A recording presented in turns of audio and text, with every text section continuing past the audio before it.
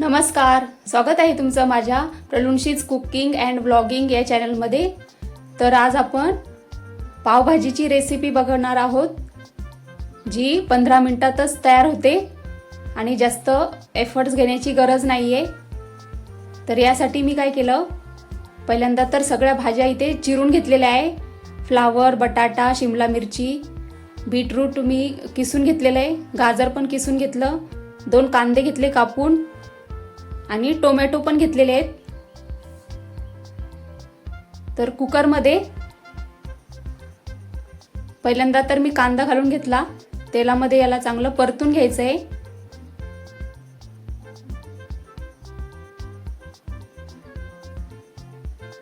पावभाजी खावीशी वाटली की अशी कुकरमध्ये बनवायची, अगदी झटपट तयार होते आणि आपला वेळही वाचतो। कांदा चांगला झाला की मी ते आलं आणि लसूण मस्त ठेचून घेतलेलं आहे, ते ह्याच्यामध्ये घालून घ्यायचं आहे।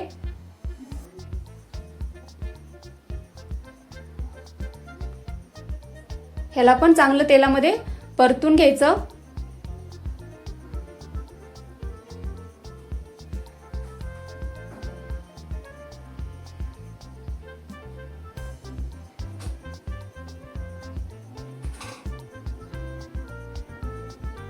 नंतर याच्यामध्ये सुके मसाले घालून घ्यायचे आहे। इथे मी घातलेले आहे याच्यामध्ये हळद, कलरसाठी घातलेले आहे काश्मीरी लाल मिरची पावडर, आपलं घरगुती मिरची पावडर असतं ते घालून घेतलं, पावभाजीचा मसाला घातला, थोडीशी जिरे पावडर, धणे पावडर ती पण घालून घेतली आणि चांगलं तेलामध्ये परतल्यानंतर त्याच्यामध्ये टोमॅटो घालून घेतले। इथे मी 2 टोमॅटो घेतलेले, चांगलं मिक्स करून घ्यायचं ते तेलामध्ये।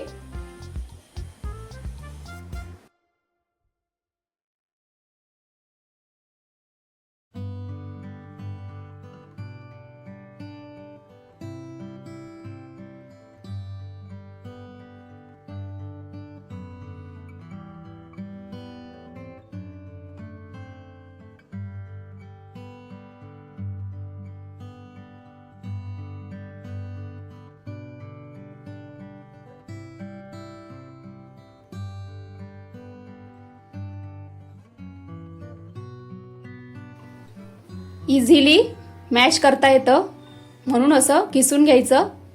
आता ह्या सगळ्या भाज्या मसाल्यांमध्ये चांगल्या परतून घ्यायच्या आहे।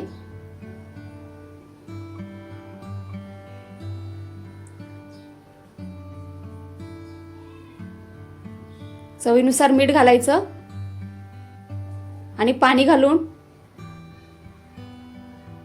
ह्या भाज्या आपल्याला कुकरमध्ये शिजवून घ्यायच्या आहे।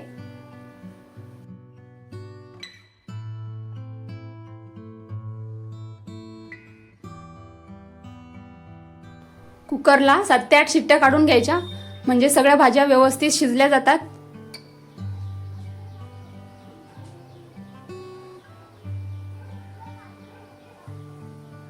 हे बघा, ह्या भाज्या या कुकरमध्ये मस्त शिजलेल्या आहेत।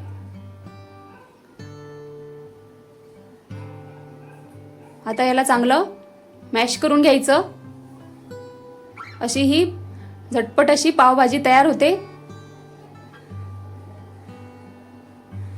हवं असल्यास आपण याला वरूनही फोडणी घालू शकतो, पण आधीच आपण याला फोडणी दिल्यामुळे आवश्यकता वाटत नाही।